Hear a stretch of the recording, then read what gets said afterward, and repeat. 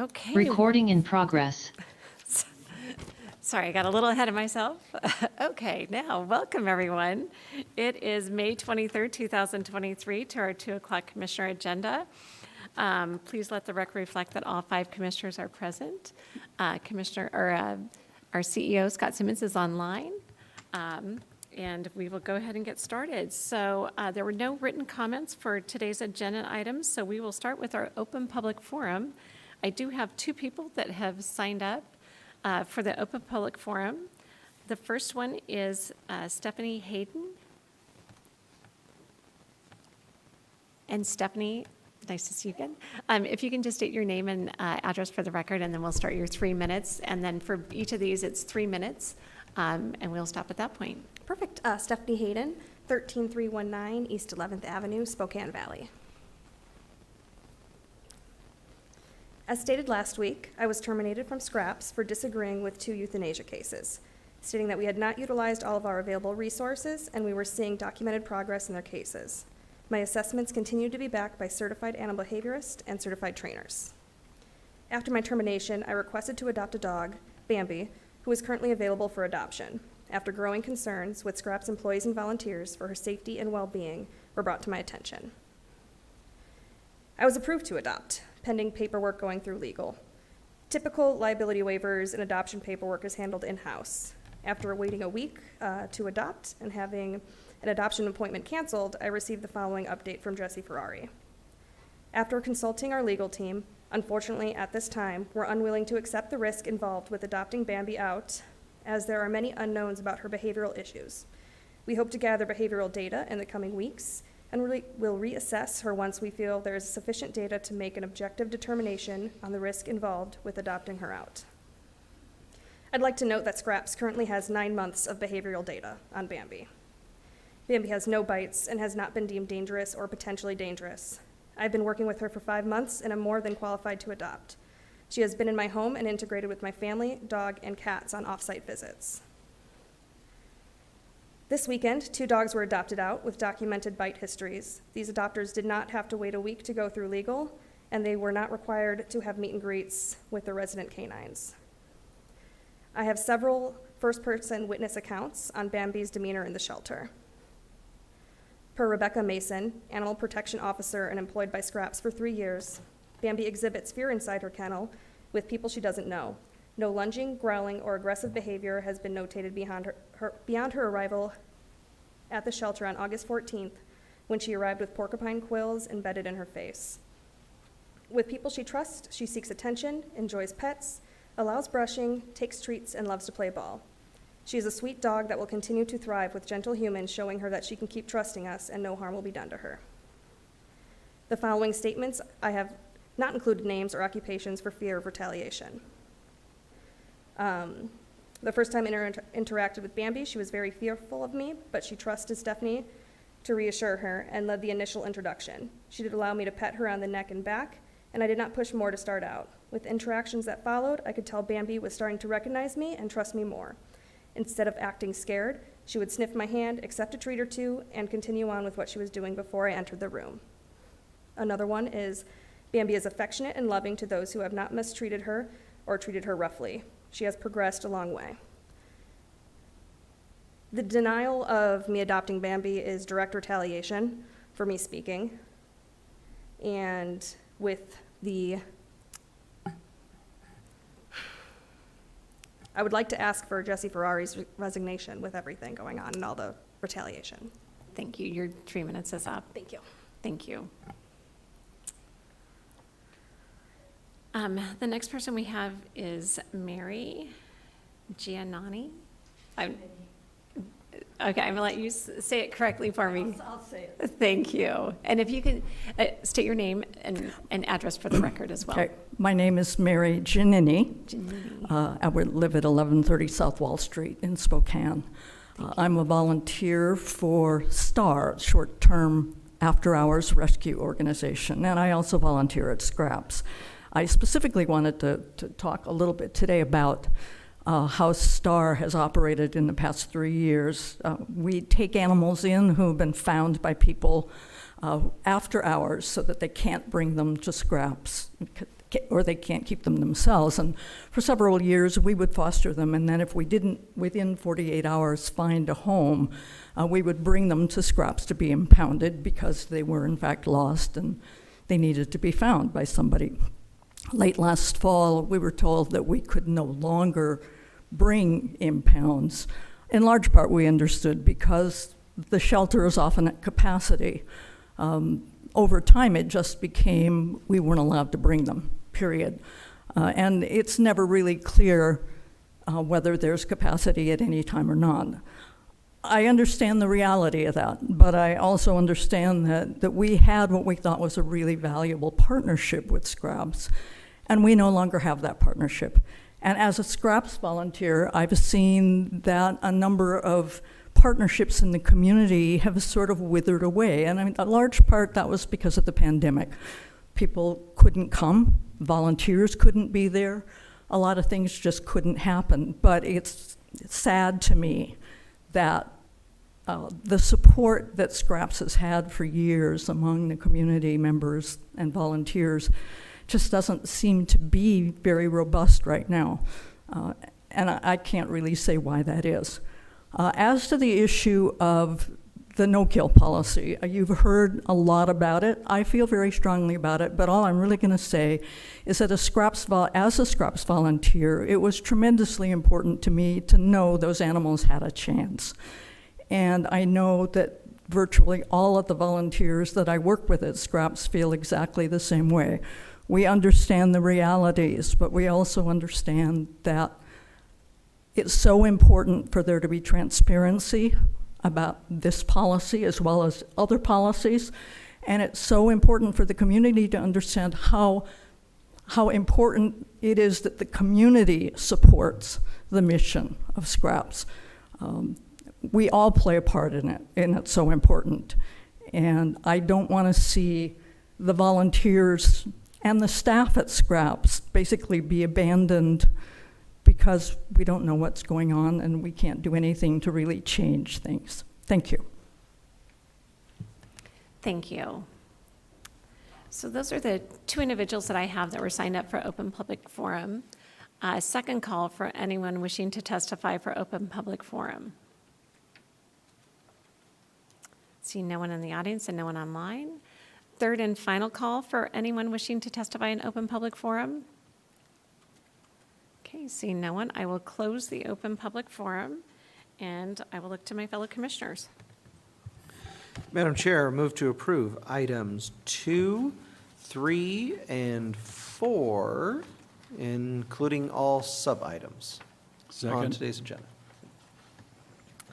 I have a motion and a second for items 2, 3, and 4 on all sub-items on today's agenda. Is there any discussion?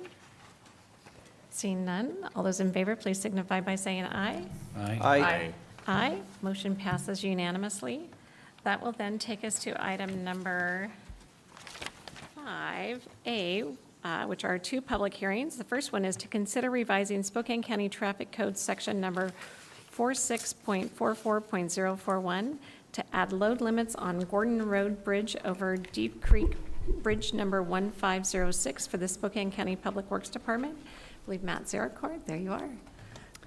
Thank you. Good afternoon, Commissioners. Thank you for the time to talk to you today about posting this bridge. This is Gordon Road Bridge. And you can see on the slide here on the left, it's in West Spokane County, very near Euclid Road.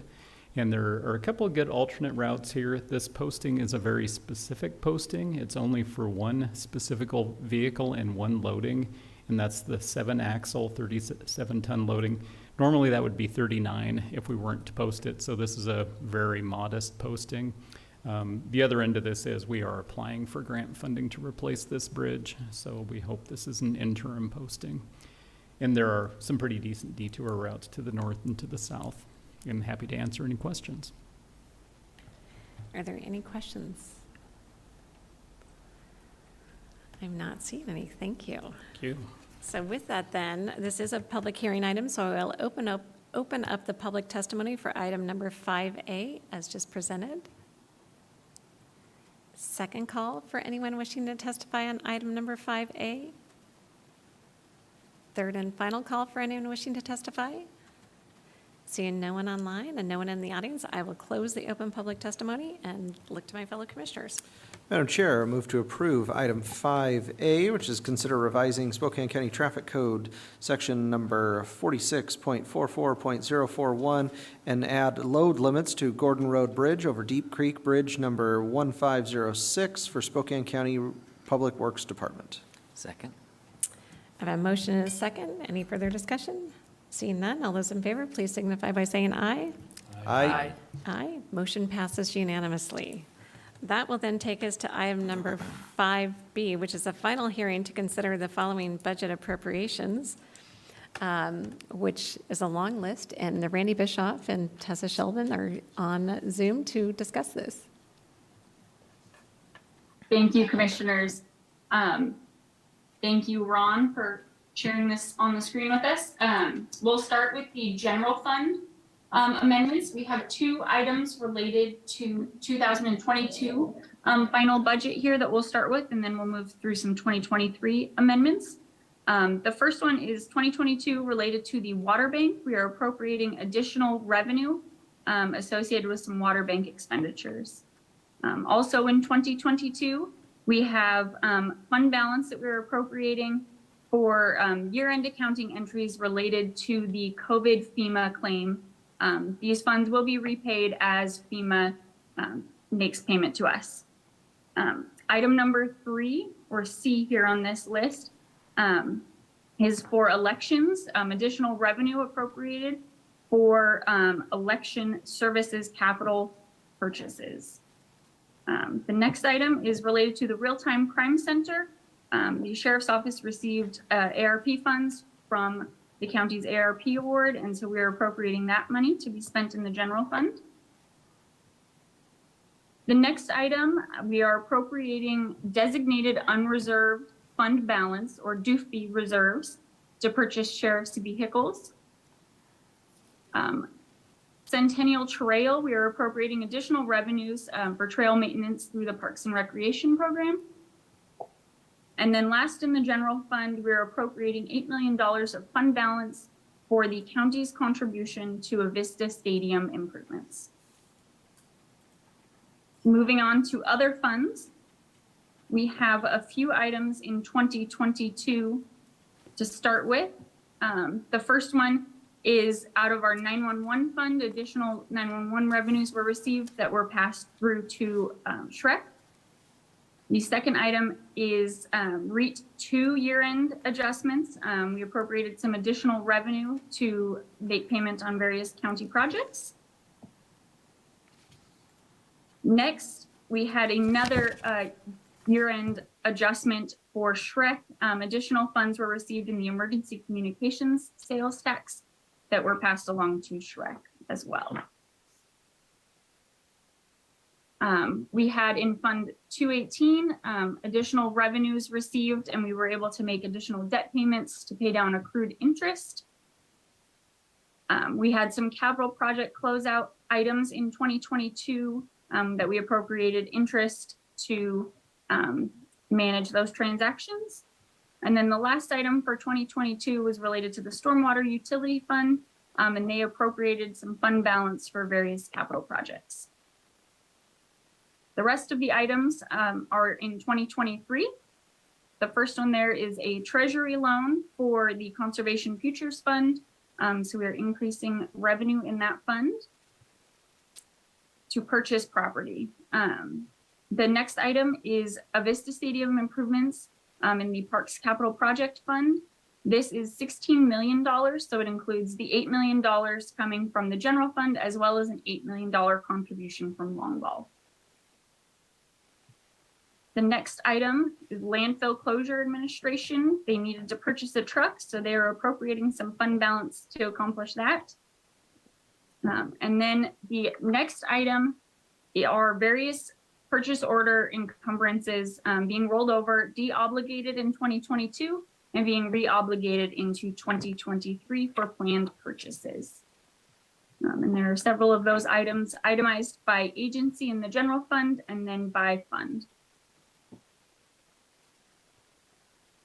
And then the last section of amendments are for various grant and contract awards that the board has already accepted. And so that is just itemizing those for increased expenditure appropriation.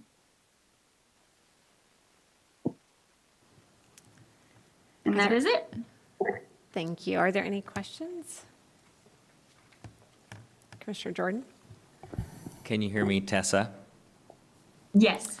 Just for the benefit of any members of the public who might be watching, can you explain what a budget amendment is and then how that process differs from the annual process of establishing a new budget?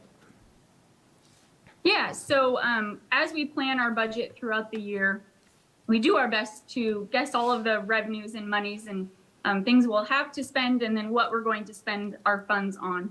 And so throughout the year, we tend to find that there are new grant opportunities or additional revenues that we receive that we're able to appropriate. So we increase our expenditure authority by doing this. Or we, in the case of adoption for the 2023 budget in the general fund this year, anytime we're changing funding between an agency in the general fund, we also are letting the public know that we've changed our spending plan and kind of where we're going to be moving our money to instead. Does that answer your question, Chris? Yeah, so is it fair to say these are basically mid-year adjustments to the plan that was previously adopted? That is correct. Okay, and just specifically on item D, is that the total that was contemplated under ARP for the Real-Time Crime Center? That is correct. Okay, so we're just basically establishing a total budget for that out of that fund? Correct. Yep. And then we'll see as they spend down on that throughout this year, the remaining appropriation that is available at the end of 2023 will be moved over like an encumbrance rollover that we see here as well to 2024 for continued spending. Okay. And Thank you. I would say a lot of the 2022 items are because the year-end financials are getting cleaned up at this point in time. And so a lot of it's just the cleaning up of what Right. came in which year and how it's all working. So Okay. that's all. That's why it's one big budget amendment that comes in at this point in time to kind of look at the 22 to 23 and then what we need to look at for 23. Any other questions? Okay, seeing none, then I will look for a motion. Oh, no, I have to open up for public comment, sorry. I am stepping ahead of myself here. So this is an open public comment, the public hearing item. So this is public hearing item 5B, as we just heard from Tessa on the final hearing to consider the following budget amendments, budget appropriations. Anyone wishing to testify? I'm seeing no one online, no one in the audience running up. Accounting's such an exciting topic. Second call for anyone wishing to testify. And that's coming from the CPA, so yeah, it is exciting. Hi, Randy and Tessa. See no one. Third and final call for anyone wishing to testify on item number 5B. Okay, so no one online, no one in the audience. I will close the open public testimony and I'll look to my fellow commissioners. Move to approve item 5B and all sub-items as presented. Second. I have a motion second to approve items 5B and all sub-items as presented. Any further discussion? Seeing none, all those in favor, please signify by saying aye. Aye. Aye, motion passes unanimously. So that concludes our agenda. I do have one miscellaneous item that we have two national awards that have achievement awards that have been received that we would like to do a press release on. And so I just wanted to make sure that the commissioners knew that we have from the National Association of Counties, Spokane County Initiative for Student Wellness, School-Based Screening, Brief Intervention and Referral to Treatment Program, received an award an achievement award from NACO. as well as we received an award, 2023 Achievement Award for the program titled County Partnerships with Department of Defense Skilled Bridge Programs, our Veteran Services Department. So both those are national awards being recognized, and I just want to say congratulations, and just make sure my fellow commissioners are okay with the press release going out? Okay. Sounds good. Thank you very much. Chris, is there anything else, or Scott? Yes, Madam Chair, I'd have one executive session for discussion of pending potential litigation pursuant to RCW 4231.10.1I. Those present should be the board, CEO Scott Simmons, myself, Jessica Pilgrim from the prosecutor's office, and Dale Anderson from the prosecutor's office. This should take approximately 10 minutes. Okay, and any action anticipated? No action. Okay. And Commissioner, I don't have anything under miscellaneous. Okay, thank you. It is 2:22. It will take us just a few minutes to get into executive session. So I will say we'll go into executive session at 2:25, and we will be done in 10 minutes, and then we'll be signing documents. Thank you all very much for being here today.